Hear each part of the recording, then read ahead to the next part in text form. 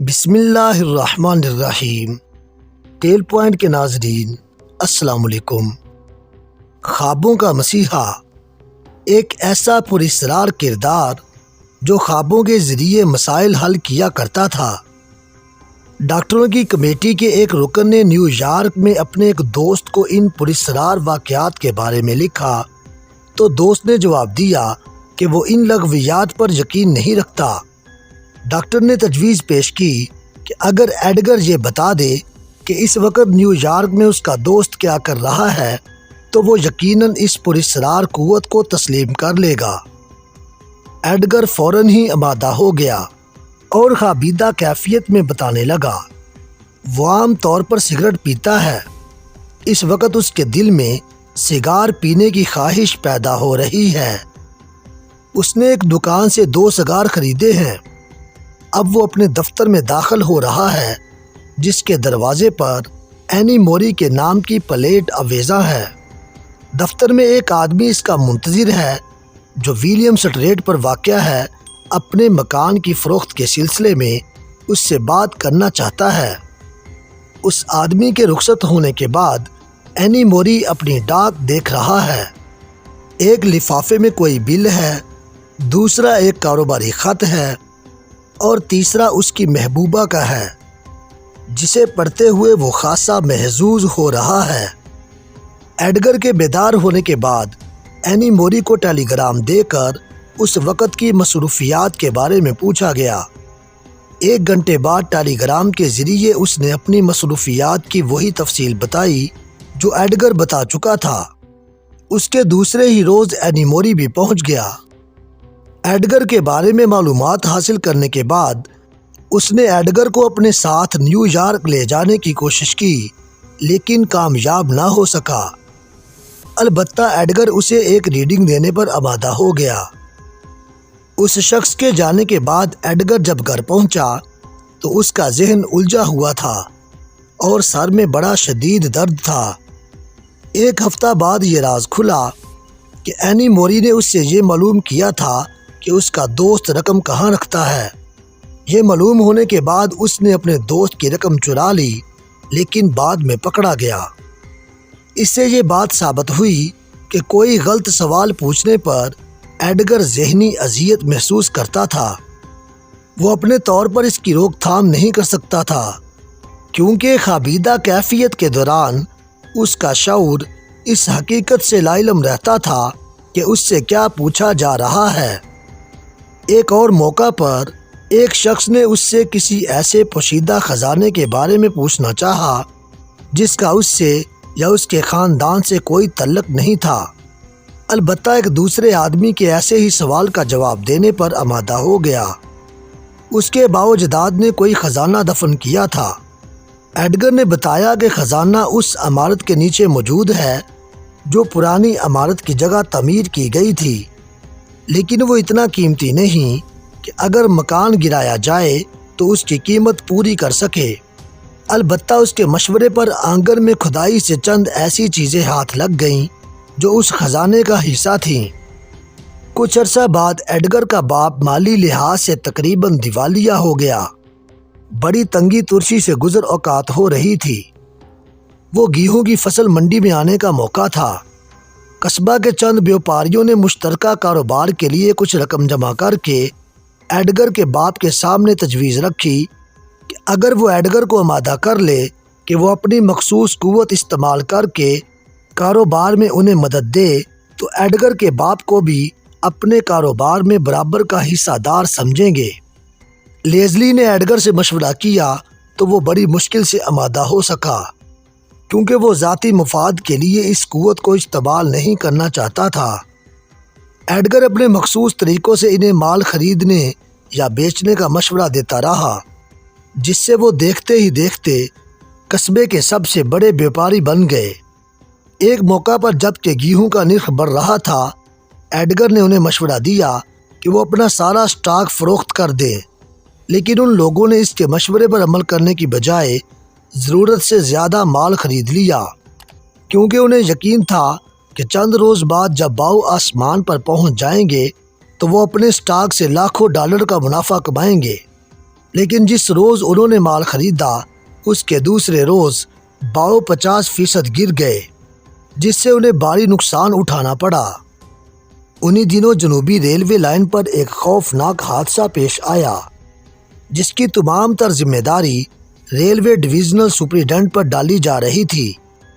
Superintendent نے حادثے کے اصل ذمہ دار شخص کا کھوج لگانے کے لیے ایڈگر سے رابطہ قائم کیا، تو ایڈگر نے ریڈنگ کے دوران ایک بوڑھے کانٹے والے کو اس حادثے کا ذمہ دار قرار دے دیا، لیکن ریلوے کے اعلیٰ حکام اسے ماننے کو تیار نہیں تھے، کیونکہ ان کے کہنے کے مطابق وہ بوڑھا ریلوے کا پرانا اور قابل اعتماد ملازم تھا۔ اس سے ایسی غیر ذمہ داری کی توقع نہیں کی جا سکتی تھی جو کسی خوفناک حادثے کا باعث بنتی۔ ریلوے کے وائس چیئرمین نے ایڈگر کو خط لکھا کہ اس کی لغویات پر کوئی بھی یقین کرنے کو تیار نہیں۔ اس کے چند روز بعد ایڈگر نے ایک اور ریڈنگ کے بعد وائس چیئرمین کو اطلاع دی کہ اس بوڑھے کانٹے والے کی وجہ سے ویسٹ ورجینیا ریلوے اسٹیشن پر ایک اور حادثہ پیش آنے والا ہے۔ اس کے خط پر توجہ نہیں دی گئی۔ 29 نومبر کی رات ویسٹ ورجینیا اسٹیشن کا بوڑھا کانٹے والا مغرب سے آنے والی ایکسپریس ٹرین کے لیے کانٹا تبدیل کر کے اونگ رہا تھا کہ ایک خوفناک دھماکہ ہوا۔ ایکسپریس ٹرین سائیڈ لائن پر کھڑے ہوئے ایک سیلون سے ٹکرا گئی تھی۔ بوڑھے نے غلطی سے اس لائن کا کانٹا تبدیل کر دیا تھا۔ ایک مرتبہ ایڈگر اپنی بیوی اور بیٹے کے ساتھ چند روز کے لیے ہاپکنز وائل چلا آیا۔ یہاں اس کی ایک پرانے دوست سے ملاقات ہوئی جو حال ہی میں کینیڈا سے آیا تھا۔ اس نے بتایا کہ کینیڈا میں قتل کا ایک کیس پولیس کے لیے ایک معمہ بنا ہوا ہے۔ اس کے بیان کے مطابق 2 دولت مند بہنیں ایک ہی مکان میں رہائش پذیر تھیں کہ ایک بہن کو پراسرار طور پر قتل کر دیا گیا۔ دوسری بہن کے بیان کے مطابق وہ فائر کی آواز سن کر اپنے کمرے سے نکلی تو اس کی بہن خون میں لت پت پڑی تھی اور ایک سایہ دوڑتا ہوا کھڑکی سے باہر کود گیا تھا۔ آلۂ قتل یا قاتل کا آج تک کوئی پتہ نہیں چل سکا۔ اس دوست کی درخواست پر ایڈگر نے ریڈنگ کے دوران یہ انکشاف کیا کہ اس عورت کو دولت کے لالچ میں خود اس کی بہن نے قتل کیا تھا اور پستول مکان کے دائیں طرف گٹر میں پھینک دیا، جو اب بھی وہاں موجود ہے۔ ایڈگر نے پستول کا نمبر تک بتا دیا۔ کینیڈا پولیس کو اطلاع دی گئی تو یہ سب کچھ درست ثابت ہوا۔ کچھ عرصے بعد ایڈگر اپنے قصبہ بولنگ گرین واپس آ گیا، جہاں اس کے ایک سراغ رساں دوست نے اس سے رابطہ قائم کیا۔ اسے ایک ایسے شخص کا سراغ لگانا تھا جو نیو یارک کے ایک تاجر کے گھر سے لاکھوں ڈالر کی مالیت کے بانڈ چرا کر فرار ہو گیا تھا۔ ایڈگر نے اپنی ریڈنگ میں یہ انکشاف کیا کہ یہ بانڈ کسی آدمی نے نہیں، ایک عورت نے چرائے تھے۔ سراغ رساں نے فون پر نیو یارک کے تاجر سے رابطہ قائم کیا تو انکشاف ہوا کہ وہ عورت اس تاجر کی بیوی تھی جو اسے دھوکہ دے کر فرار ہو گئی۔ قصبہ کے ایک نئے ڈاکٹر کیچیم کی درخواست پر اس نے ایک ایسے آدمی کے لیے ریڈنگ دی جو نہ تو وہاں موجود تھا اور نہ ہی ایڈگر اسے جانتا تھا۔ دیکھتے ہی دیکھتے پورے ملک میں شاہ سرخیوں کے ساتھ ایڈگر کے بارے میں خبریں شائع ہونے لگیں۔ ایڈگر کی شہرت کا دور اب شروع ہوا تھا۔ 1910 کے موسم بہار میں کیلیفورنیا میں ہونے والے ایک میڈیکل کنونشن میں ڈاکٹر کیچم نے ایڈگر کے 2 کیسز پر مشتمل مقالے پڑھے تو پورے ملک میں کھلبلی سی مچ گئی۔ ٹائمز کا نمائندہ ایڈگر کے آبائی قصبے کے فوٹوگرافر سے اس کی تصویر حاصل کرنے میں بھی کامیاب ہو گیا۔ اب ملک کا کوئی اخبار ایسا نہیں تھا جس میں ایڈگر کے اوپر مضامین شائع نہ ہوئے ہوں۔ دوسری طرف ایڈگر ان تمام باتوں سے لا علم منٹ گمری کے علاقے میں قدرتی مناظر کی تصویریں کھینچتا پھر رہا تھا۔ بالآخر ایک اخباری نمائندہ اسے تلاش کرتا ہوا وہاں پہنچ ہی گیا۔ اس کے چند ہی روز بعد ڈاکٹر کیچم نے 2-3 آدمیوں کے ساتھ مل کر ایک کمیٹی بنائی جس کے تحت انہوں نے خدمت خلق کے عزم کا اظہار کیا۔ ایڈگر نے شرائط رکھی کہ وہ اپنی ریڈنگز کا کوئی معاوضہ نہیں لے گا، البتہ کمیٹی اسے اپنے خرچ پر فوٹوگرافی کا ایک اسٹوڈیو قائم کر کے دے گی جو اس کی ذاتی ملکیت سمجھا جائے گا نیز ہر ریڈنگ کے وقت اس کے والد لیزلی کی موجودگی ضروری ہوگی تاکہ اس کی غفلت سے کوئی غلط مطلب حاصل کرنے کی کوشش نہ کی جائے، اور یہ کہ ہر ریڈنگ کی ایک نقل اس کے ذاتی ریکارڈ کے لیے مہیا کی جائے گی۔ کمیٹی نے اس کی تمام شرائط کو بلا حیل و حجت تسلیم کر لیا۔ اس کے کچھ ہی عرصہ بعد ایڈگر کیسی کی ایک ایسے آدمی سے ملاقات ہوئی جو اپنے پیروں سے معذور بانجی کا علاج کروانا چاہتا تھا۔ لڑکی کی ٹانگ کا دوران خون بند ہو گیا تھا اور ڈاکٹر اس کا کوئی علاج نہیں کر سکے تھے۔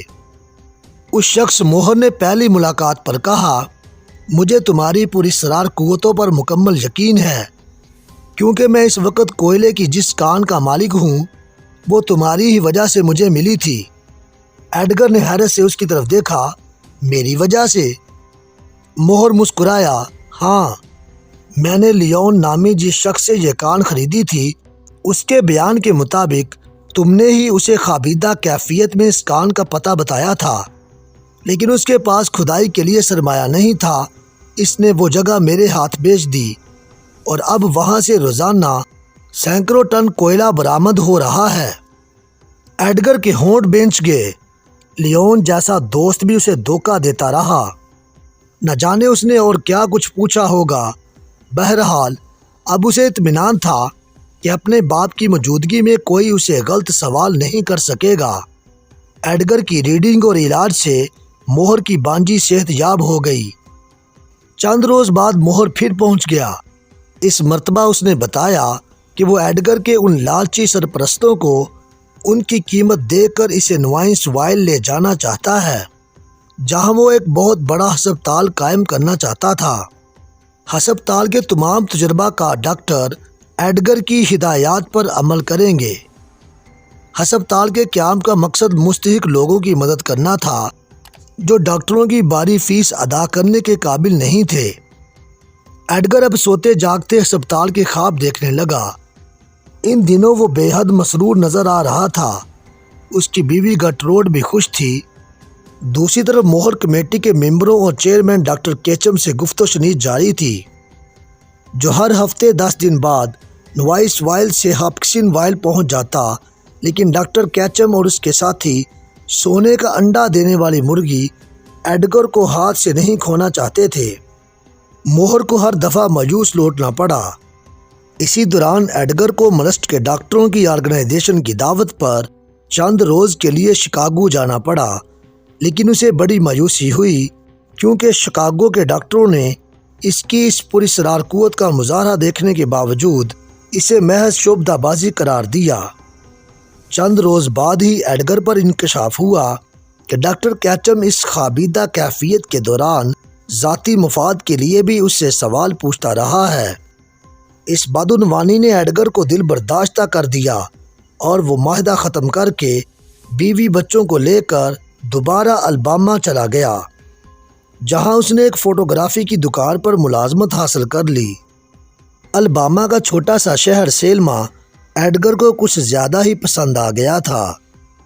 ریڈنگ کے سلسلے میں اتنے فریب اٹھانے کے بعد اب اسے کسی پر اعتماد نہیں رہا تھا، مگر سیلما میں ریڈ نامی ایک شخص کو قابل اعتماد سمجھ کر وہ بعض بہت ہی اہم کیسز کے سلسلے میں اس کے توسط سے ریڈنگ دینے لگا۔ لیکن جلد ہی یہ انکشاف ہو گیا کہ ریڈ بھی دوسروں سے مختلف نہیں تھا۔ ایڈگر کی نظروں میں اب کوئی بھی ایسا شخص نہیں تھا جس پر اعتماد کیا جا سکتا۔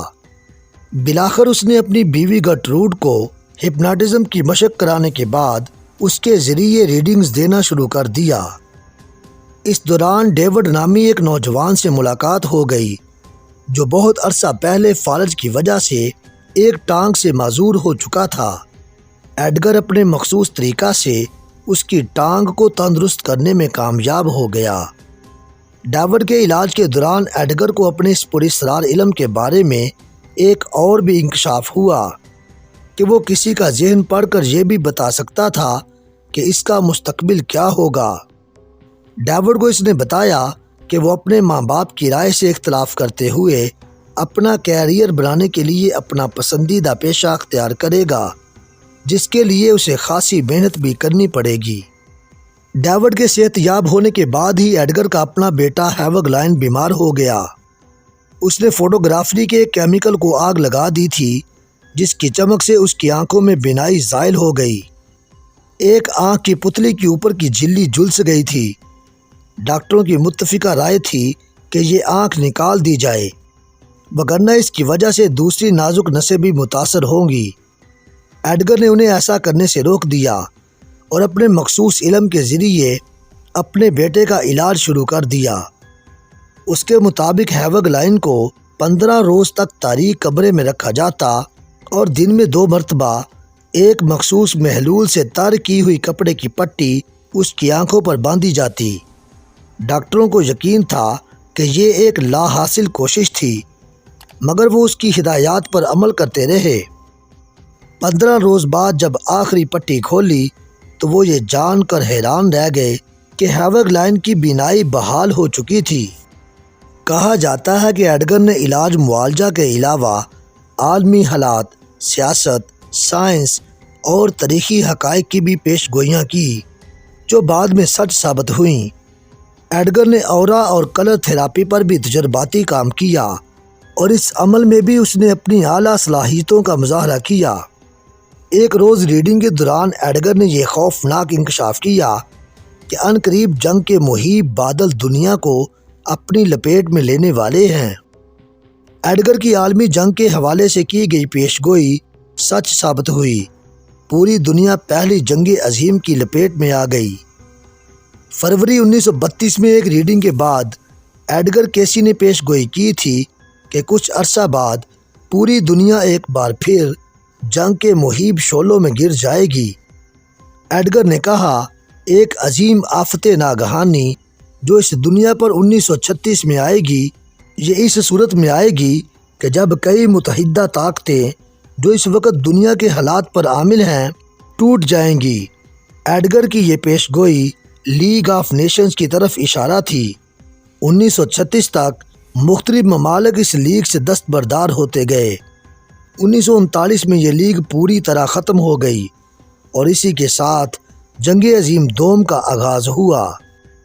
دوسری جنگ عظیم کی پیش گوئی بھی درست ثابت ہوئی۔ اکتوبر 1935 میں ایڈگر کیسی نے یورپ میں نازیوں اور یہودیوں کے درمیان ہونے والی تصادم کی پیش گوئی کی۔ ریڈنگ کے دوران ایڈگر کیسی نے مستقبل کے بارے میں بہت سے انکشاف کیے جو وقت آنے پر پورے ہوتے رہے۔ ہم ان میں سے حرف بحرف پورے ہونے والے کچھ انکشافات کا ذکر کریں گے۔ 1924 میں ایڈگر کیسی نے 1929 کے دوران اسٹاک مارکیٹ کو پیش آنے والے بحران کی خبر دی۔ ایڈگر کیسی ہمیشہ روحانیت کے فروغ کے لیے کوشاں رہتا اور روحانیت کو ہی عالمی عمل اور اصلاح معاشرہ کا مرکز سمجھتا تھا۔ اس نے ایک پیش گوئی میں کہا کہ اگر روحانی سوسائٹیز فروغ نہیں پائیں تو دنیا بھر میں خانہ جنگی ہوگی، قوموں کا ایک دوسرے پر قبضہ ہوگا اور یہ سب 1935 میں ہوگا۔ اس دور میں روحانیت کے مخالف گروپ اکٹھا تھے۔ جب ایڈگر کیسی کی پیش گوئی کے 1935 میں کوئی اثار دکھائی نہ دیے تو انہوں نے ایڈگر کی پیش گوئیوں کا خوب مذاق اڑایا، مگر اگلے سال 1936 میں اسپین میں خانہ جنگی شروع ہو گئی۔ مسولینی نے ایتھوپیا پر قبضہ کر لیا، جاپان نے چین کے علاقوں پر قبضہ کرنا شروع کر دیا۔ چین میں موزے تونگ اور قوم پرستوں کے درمیان خانہ جنگی ہوئی۔ روس میں اسٹالن نے کمیونسٹ پارٹی کی تطہیر کے لیے مخالفین کو موت کے گھاٹ اتارنا شروع کر دیا۔ جنگ عظیم دوم کی پیش گوئیوں کے پورے ہونے کے بعد امریکہ کے ایک ریٹائرڈ نیول کمانڈر نے ایڈگر کیسی سے رجوع کیا اور اس سے سوال کیا کہ کیا مجھے دوبارہ ڈیوٹی کے لیے کال کیا جائے گا؟ ایڈگر نے جواب دیا، نہیں، ابھی نہیں، 1941 میں شاید ضرورت ہو۔ ایڈگر کا کہنا سچ ثابت ہوا۔ 1941 میں امریکہ جنگ عظیم میں شامل ہو گیا۔ اس کے علاوہ ایڈگر کیسی نے ڈکٹیٹر ہٹلر کی نازی آمریت اور فتوحات، برِ صغیر پاک و ہند کو برطانیہ سے ملنے والی آزادی اور سوویت یونین اور وہاں کمیونزم کے خاتمے کی پیش گوئی بھی کی۔ اس بارے میں ایڈگر نے کہا تھا، روس سے دنیا کو امید تھی کہ اس کی بدولت انسان حقیقی آزادی حاصل کر لے گا جس میں ہر شخص دوسروں کے کام آئے گا، مگر وہاں کمیونزم اور بلشوزم کی وجہ سے یہ ممکن نہ ہو سکا۔ یہ آزادی وہاں دوبارہ جنم لے گی مگر اس میں کچھ برس لگیں گے۔ ایڈگر کے یہ الفاظ 1991 میں پورے ہوئے جب روس سے کمیونزم کا خاتمہ ہوا۔ عالمی حالات اور سیاست کے علاوہ ایڈگر نے کئی سائنسی اور تاریخی حقائق کی پیش گوئیاں بھی کی جو بعد میں سچ ثابت ہوئیں۔ ایڈگر نے ایک ریڈنگ کے بعد بتایا کہ امریکی ریاست ورجینیا کے ساحل پر واقع ریت کے ٹیلوں میں سونے اور دیگر قیمتی معدنیات کے ذخائر پوشیدہ ہیں، اور یہ کہ اس علاقے کی فضا قدرتی طور پر ریڈیو ایکٹیو ہے۔ اس وقت کسی نے ایڈگر کی بات پر توجہ نہیں دی، لیکن 1955 میں سائنسدانوں کی ایک ٹیم نے اس کی اس پیش گوئی کی بھی تصدیق کر دی۔ سائنسی ترقی کے حوالے سے ایڈگر نے کئی پیش گوئیاں کیں۔ 1935 میں ریڈیو اور ٹیلی کمیونیکیشن کی ترقی کا خیال پیش کیا۔ اس کے علاوہ لہروں کے ذریعے ابلاغ یعنی ٹیلی ویژن، فیکس، ٹیلیکس، سیٹلائٹ اور اندھیرے میں دیکھنے والے انفرارڈ آلات کی پیش گوئی ان کی ایجاد سے بہت پہلے ہی کر دی تھی۔ ایڈگر کیسی نے نظام شمسی میں موجود نویں سیارے کی پیش گوئی کی جو 1930 میں دریافت ہوا، اسے پلوٹو کا نام دیا گیا۔ ایڈگر نے زمین میں موجود ٹیکٹونک چٹانوں کی حرکت کے اصول بھی واضح کیے جو زلزلوں اور سونامی کا سبب بنتے ہیں۔ ایڈگر خوابیدہ عمل کے دوران دنیا کی دوسری زبانیں بھی سمجھ سکتا تھا۔ اس کا انکشاف ایڈگر پر تب ہوا جب ایڈگر کے مشورے پر اس کا دوست ڈیوڈ فوج میں بھرتی ہو کر اٹلی کے محاذ پر چلا گیا۔ چند روز بعد ہی اٹلی کے شاہی خاندان کے ایک شخص کا خط ایڈگر کو ملا۔ ایڈگر اطالوی زبان سے نابلد تھا۔ اس نے ایک اطالوی پھل فروش سے یہ خط پڑھوایا اور اس کی موجودگی ہی میں وہ اپنی اہلیہ گرٹروڈ کو ریڈنگ دینے لگا۔ خوابیدہ کیفیت میں ایڈگر کو شستہ لہجے میں اطالوی زبان بولتے دیکھ کر گرٹروڈ پریشان ہو گئی۔ ایڈگر کی شہرت اب پوری دنیا میں پھیل چکی تھی۔ اس کے ساتھ ہی اسے مختلف ممالک سے مختلف زبانوں میں لکھے ہوئے خط موصول ہونے لگے جن کے جواب وہ ریڈنگ کے دوران انہی زبانوں میں دیتا، جبکہ عام حالات میں وہ اس زبان کا ایک لفظ بول یا سمجھ نہیں سکتا تھا۔ ایک موقع پر ایڈگر نے ایک خاتون کو علاج کے لیے ایک خاص دوا استعمال کرنے کا مشورہ دیا، لیکن مشکل یہ آن پڑی کہ کوئی بھی کیمسٹ اس نام سے آشنا نہیں تھا۔ ان کا کہنا تھا کہ اس نام کی کوئی دوا تیار ہی نہیں ہوئی۔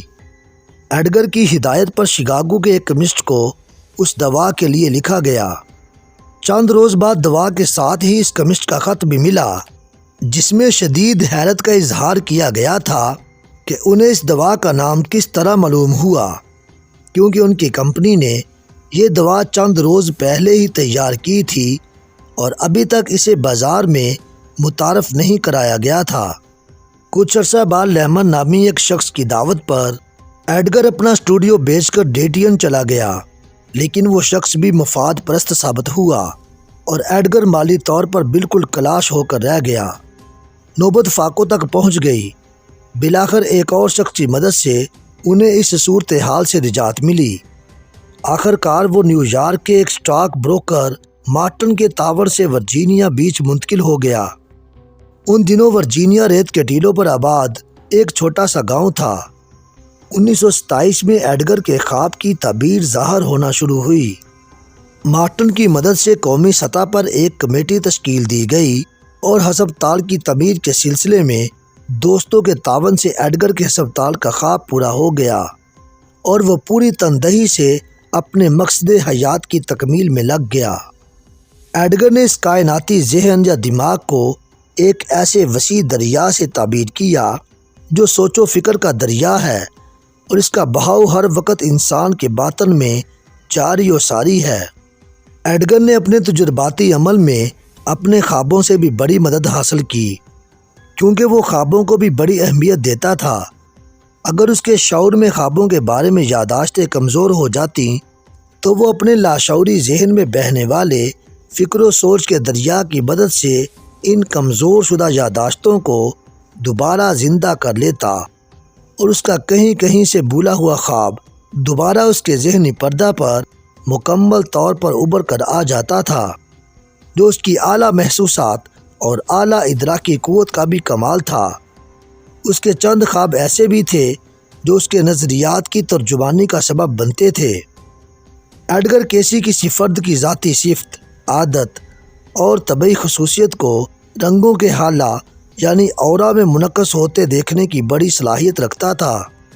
اس کا کہنا ہے کہ مجھے یقین ہے کہ ایک دن اس حیرت انگیز اور لاسانی شے کو دیکھنے کی صلاحیت پر عبور حاصل کیا جائے گا، اور جس لمحہ بھی لوگوں کو رنگوں کے حالہ کا انکشاف ہو جائے گا، وہ اس حیرت انگیز شے کی تحقیق و تفتیش شروع کر دیں گے۔ یہ ایک حقیقت ہے کہ انسانوں کی فطری عادات و اطوار یعنی افسردگی، دلگیری، بیماری، غصہ، نفرت و محبت رنگوں کے حالہ میں واضح طور پر منعکس ہو کر دکھائی دیتے ہیں۔ ایڈگر ایک طویل عرصے تک نہایت محنت سے رنگوں پر کام کرتا رہا۔ اس نے رنگوں کی اقسام اور ان کی خاصیت پر بڑی توجہ دی۔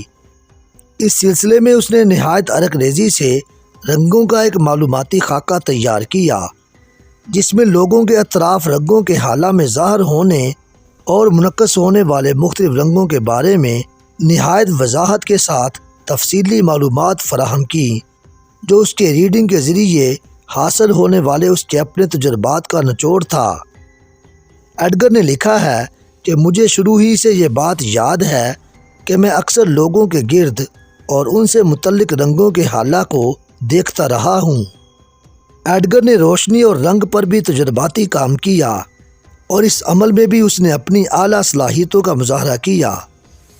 وہ جب کسی فرد کی ریڈنگ کرتا، قطعی روشنی کا عکس اور اس کے خیال کی روشنی اور رنگ اس فرد کی ذہنی کیفیت اور جسمانی کیفیت ایک ہی نظر میں ایڈگر کو آگاہی عطا کرتی تھی۔ ایڈگر کے بارے میں یہ بات مشہور تھی کہ وہ اپنے مریض کا صرف نام اور پتہ معلوم کرتا تھا، اور اپنے مریض کے ذہن و جسم کے قریب اس طرح پہنچ جاتا تھا کہ جیسے ایک ہی کمرے میں ہوں۔ ایڈگر نے کئی بار اس بات کا ثبوت پیش کیا۔ اس کا تمام ریکارڈ اس کی اس اعلیٰ حسی ادراک اور آگاہی کی صلاحیتوں سے بھرا پڑا ہے۔ 1944 میں ایڈگر شدید بیمار ہو گیا۔ اس کی بیوی گرٹروڈ چند روز آرام کے لیے اسے رونق لے گئی۔ ایڈگر کے دونوں بیٹوں کی شادیاں ہو چکی تھیں۔ وہ اپنے اپنے کام میں مصروف تھے، اور ایڈگر ان کے بچوں سے دل بہلا رہا تھا۔ 1945 میں نئے سال کی آمد کے موقع پر اس نے پیش گوئی کی کہ وہ جمعہ 5 جنوری کو اس دنیا سے رخصت ہو جائے گا۔ اس کی یہ آخری پیش گوئی بھی سچ ثابت ہوئی، اور وہ بڑی خاموشی سے اس دنیا سے رخصت ہو گیا۔ اس کے 3 ماہ بعد گرٹروڈ کا بھی انتقال ہو گیا۔ ہم جس دور میں سانس لے رہے ہیں، وہاں لوگ مفوق الفطرت عوامل سے متعلق سائنسی ثبوت چاہتے ہیں، اور عقلی اور سائنسی دلائل کے بغیر روحانی اور ماورائے حواس ادراک کے غیر معمولی کارناموں کو تسلیم کرنے سے گریز کرتے ہیں۔ ایسے بیشتر سوالات ایڈگر کے عہد میں بھی اٹھے۔ اس نے حواس خمسہ کے عقب میں چھپے ماورائے حواس ادراک کا جو مظاہرہ کیا، اس نے پوری دنیا کو ورطہ حیرت میں ڈال دیا تھا۔ امریکہ کے ساحلی مقام ورجینیا بیچ پر آج بھی ایڈگر کیسی کا قائم کردہ ادارہ ARE فاؤنڈیشن، ہسپتال، لائبریری اور یونیورسٹی موجود ہیں، جہاں انسان کی باطنی صلاحیتوں، خواب، رنگ و روشنی سے علاج، اورا اور دیگر ماورائی علوم پر تحقیق کی جاتی ہے۔ اس ادارے کے زیر اہتمام ایڈگر کیسی کے علوم پر سینکڑوں کتب شائع ہو چکی ہیں۔